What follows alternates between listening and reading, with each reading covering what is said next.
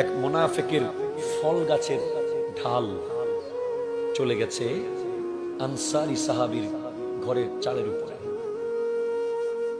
ওই আনসারীর ঘরে ফলগুলো পড়ে, আনসারীর সন্তান ফলগুলো খাওয়ার জন্য কাঁদে, কিন্তু ওই মুনাফিক এসে সব নিয়ে যায়। সে একদিন আমার নবীর কাছে আসে, ওগো নবী, আমি আনসারী সাহাবী, আমার সন্তানের একটা ফল পায় না, এত চেষ্টা করে, প্রতিদিন ও নিয়ে যায় সব।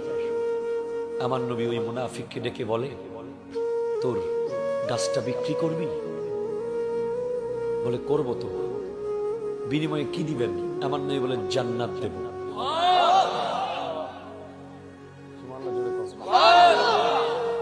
মুনাফিক কি আর জান্নাত চিনবে? জোরে কন্যা চিনবে? চিনবে না। মুনাফিক চিনে নাই জান্নাত। সে বলে, আমার জান্নাত লাগবে না, এরকম আরো ফলের বাগান দেন, একটার বিনিময়ে আরেকটা বাগান দেন, একটা গাছের বিনিময়ে বড় বাগান দেন। তা আমার নবী তো জানেন কেমন ছিল। আমার নবী বলছে, আল ফখরু ফখরি, গরিবই হচ্ছে আমার অহংকার। আমার নবী চাইলে গোটা দুনিয়াকে নিজের বাগান বানাইতে পারতেন, রাখেন নাই তো।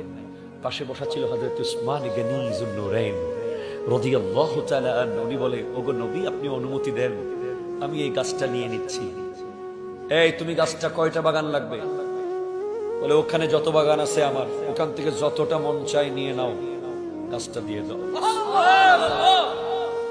আমার নবী বললেন, উসমান, তুমি আমার কাছ থেকে আবার জান্নাত নিলা। যিনি বারবার জান্নাত নিয়েছেন, যার ব্যাপারে নবীজি বলেছেন উসমান ফিল জান্নাহ, উসমান জান্নাতি, বলেছেন কে? আরো জোরে কে? সার্টিফিকেট দিয়েছেন নবী।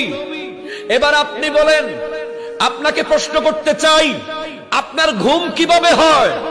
আপনি খান কিভাবে? আপনি চলেন কিভাবে, যেখানে জান্নাত নিশ্চিত করার পরেও হযরত উসমান গনি যুন্নুরাইন যখন কবরের পাশ দিয়ে যেতেন, চোখের পানি ছেড়ে কাঁদতে কাঁদতে দাড়ি ভিজিয়ে ফেলতেন, বলতেন, আল্লাহ আমার কি হবে?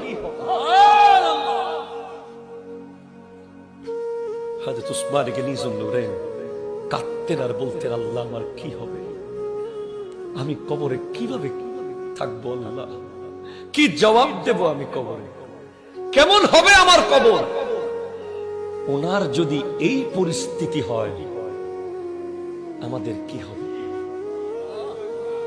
কথা বলেন না, আমাদের কি উপায় আছে?